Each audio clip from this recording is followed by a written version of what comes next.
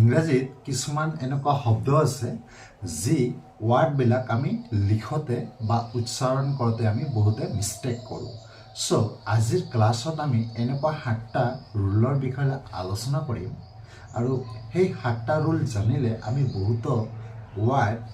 আৰু কেতিয়াও ভুল নকৰোঁ বা বানান সঠিকমতে লিখিব পাৰিম বা উচ্চাৰণো আমি কৰিব পাৰিম। সো আপোনালোকে ভিডিঅ'টো শেষলৈকে চাই থাকক, নিশ্চয় কিবা লাভান্বিত হ'ব পাৰিব আৰু তেনেকুৱা মিষ্টেকবিলাক চাগে নহ'ব। সো এতিয়া আমি সেই 7টা ৰুল কি আছিলে জানিবলৈ অকণমান চেষ্টা কৰোঁ। মই প্ৰথমতে এটা ইয়াতে শব্দ লিখিছোঁ যে BATCH। এইটো আমি সঠিক উচ্চাৰণটো কি কৰিম, ইয়াতে চাওক যে TCH, এইটো আমি উচ্চাৰণটো কৰিম চ। ডেট মিনছ প্ৰথম চ উচ্চাৰণ কৰিম আমি এইখিনি। আকৌ BA, এইটো উচ্চাৰণ আমি কি কৰিম বেয়া। ডেট মিনছ এই দুটা যেতিয়া আমি লগাই দিম তেতিয়া উচ্চাৰণটো আমাৰ কি হৈ যাব বেচ। ডেট মিনছ এনেকুৱা হ'ব বেয়া চ, বেচ। তো ইয়াতে চাওক যে আমি টিটো উচ্চাৰণ কৰা নাই, ইয়াতে কি হৈছে বেচ, এনেকুৱা হোৱা নাই বেচ। আমি কি কৰিলোঁ বেচ। আমি এইখিনিতে বুজি পালোঁ যেতিয়া আমাৰ কোনো এটা ৱাৰ্ডৰ শেষত কি থাকিব TCH, ডেট মিনছ এইটো থাকিব যে TCH থাকিব, তেতিয়া আমি চ উচ্চাৰণ কৰিম।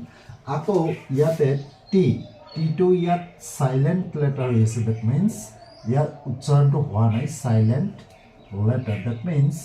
এইটো কি হৈ আছে উজ্জ হৈ আছে, ডেট মিনছ এইটো আমি উচ্চাৰণ নকৰোঁ।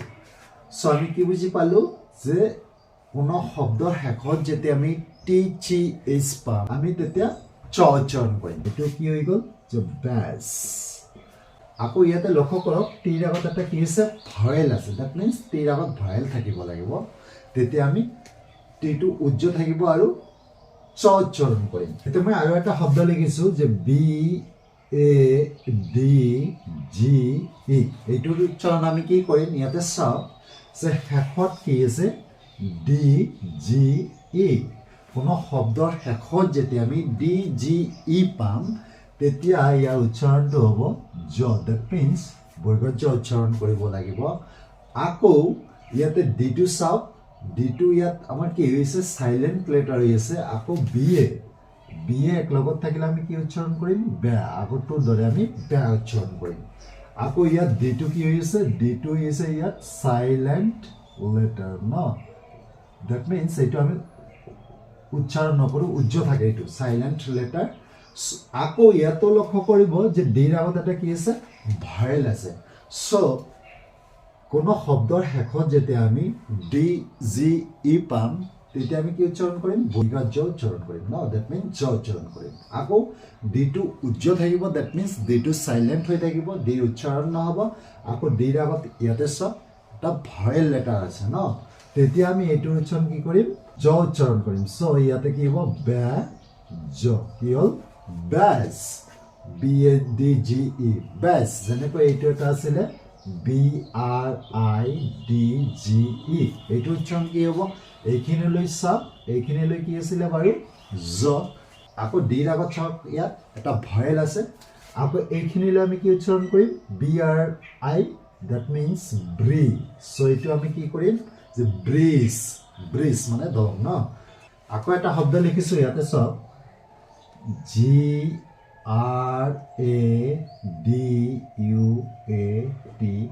এইটো আমি কি উচ্চাৰণ কৰিম এইটো ইয়াতে চাওক যে ডি, ইয়াতে ডিৰ আগত কি আছে এ আছে, আকৌ ইউ আছে ন, দুপিনে দুটা কি আছে ভয়েল আছে। চ' যেতিয়া ডিৰ আগত আৰু পিছত ভয়েল থাকিব তেতিয়া আমি এইটো উচ্চাৰণ কি কৰিম জ উচ্চাৰণ কৰিম, ডেট মিনছ বৰ্গত জ উচ্চাৰণ কৰিম। চ' এইটো আমি এনেকুৱা কৰিম। আকৌ GRA, এইটো এনেকুৱা হ'ব গ্ৰে, গ্ৰে। চ' আমি এইখিনি কি পালোঁ গ্ৰে। আকৌ ডিউ জু, ডেট মিনছ ডিৰ আগত এটা ভয়েল আছে, আকৌ পিছতো এটা ভয়েল আছে। চ' ইয়াৰ উচ্চাৰণটো আমি কি কৰিম সঠিক উচ্চাৰণটো আমি জ উচ্চাৰণ কৰিম। চ' এইখিনি হ'ব জু, যে গ্ৰে, গ্ৰে জু আকৌ এইটো লৈ চাওক এ টি ই এইটো এটা শব্দ হয় এইটো এটা আমি শব্দ উচ্চাৰণ কৰোঁ ন যে এইটো কি হয় এট এ টি এট যে গ্ৰেজুৱেট চ' এইটো আমি সম্পূৰ্ণকৈ যেতিয়া আমি উচ্চাৰণ কৰিম তেতিয়া কি হ'ব গ্ৰেজুৱেট ডেট মিনছ ইয়াতে ডিটো আমাৰ দ উচ্চাৰণ হোৱা নাই বা দ উচ্চাৰণ হোৱা নাই আমি কি উচ্চাৰণ কৰিছোঁ জ উচ্চাৰণ কৰিছোঁ বুজিব পাৰিছে যে কি বুজি পালোঁ যেতিয়া ডিৰ আগত আৰু পিছত ভায়েল থাকিব তেতিয়া আমাৰ উচ্চাৰণটো কি হ'ব জ হ'ব আকৌ এইটো লৈ চাওক CENTRE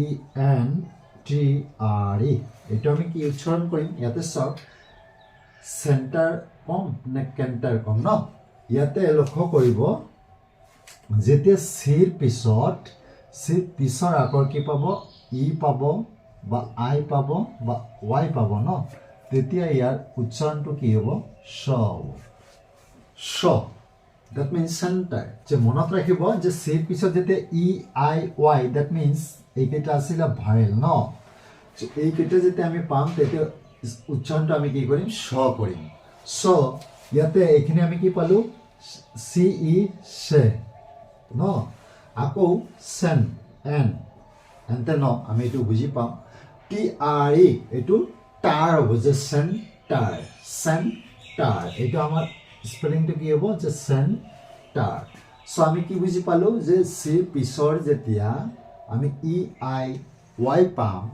ডেট মিনছ এই তিনিটা ভায়েল পাম তেতিয়া আমি কি পাম তেতিয়া আমি কি উচ্চাৰণটো কৰিম যে শ উচ্চাৰণ কৰিম চ' ইয়াত কি হ'ল চেন আকৌ এই তিনিটাৰ বাহিৰে যি ভায়েলবিলাক আমি পাম তেতিয়া আমাৰ ক উচ্চাৰণ হ'ব চাওক ইয়াতে চাওক মই এটা শব্দ লিখিছোঁ যে CALL CAT ইয়াতে চাওক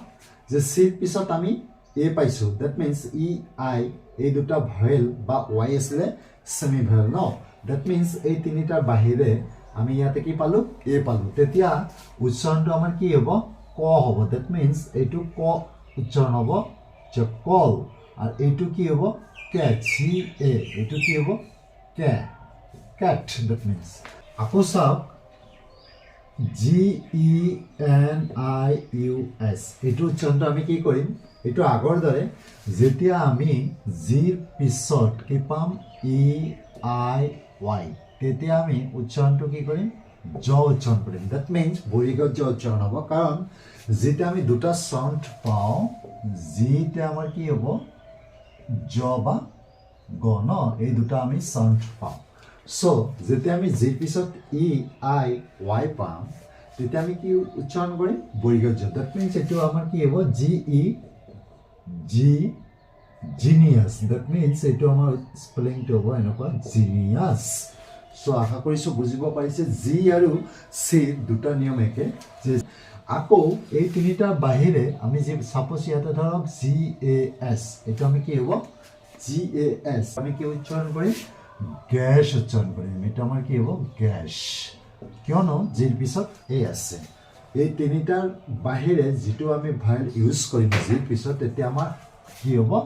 গ হ'ব ডেট মিনছ এইটো ইয়াতে চাওক ডগৰ আগত মই দি লিখিছোঁ এইটো দি উচ্চাৰণ কৰিম নে দা উচ্চাৰণ কৰিম আকৌ আমব্ৰেলাৰ পিছত আমি কি লিখিছোঁ দি বা দা ইয়াতে এটা বস্তু লক্ষ্য কৰিব যেতিয়া দিৰ পিছত আখৰটো আমি কি পাম কনচনেণ্ট পাম ডেট মিনছ এইটো আছিলে কনচনেণ্ট ন তেতিয়া আমি কি উচ্চাৰণ কৰিম দা উচ্চাৰণ কৰিম ডেট মিনছ যে যেতিয়া আমি দিৰ পিছৰ আখৰটো আমি কনচনেণ্ট পাম তেতিয়া আমি দা উচ্চাৰণ কৰিম ডেট মিনছ এইটো দা ডগ এইটো আমি এনেকৈ কম দা ডগ আকৌ এইটো লৈ চাওক যেতিয়া আমি দিৰ পিছত ইউ পাম ডেট মিনছ ভায়েল পাম এইটো কি আছিলে ভায়েল এইটো আছিলে ভায়েল ন চ' তেতিয়া আমি কি উচ্চাৰণ কৰিম দি উচ্চাৰণ কৰিম আমি তেতিয়া আমি কি উচ্চাৰণ কৰিম দি ডেট মিনছ আমি কি বুজি পালোঁ এইটো দা এইটো দি TNSION ইয়াৰ সঠিক উচ্চাৰণটো কি হ'ব আকৌ CONFUSION দুটাৰ শেষত আমি কি লিখিছোঁ SION ইয়াতো আছে SION চ' ইয়াতে লক্ষ্য কৰিব SION এইটো হ'ব শন আকৌ ইয়াত SION এইটো হ'ব জন সো আমি কোনটো কেতিয়া ইউজ কৰিম আমি কেনেকৈ বুজিব পাৰিম ইয়াতে চাওক যেতিয়া এছৰ আগৰ স্পেলিংটো কি হৈ আছে ইয়াত কনসনেন্ট আমি কি বুজি পালো যে এছৰ আগত যেতিয়া কনসনেন্ট থাকিব তেতিয়া আমি স্বন উচ্চাৰণ কৰিম আকৌ এইটোলৈ চাওক যে এছৰ আগত কি আছিলে ভয়েল ন তেতিয়া আমি কি উচ্চাৰণ কৰিম জন সো এইখিনিয়ে পাৰ্থক্য আছিলে সো এইটো আমি কি উচ্চাৰণ কৰিম টেনশন এইটো হৈ যাব টেনশন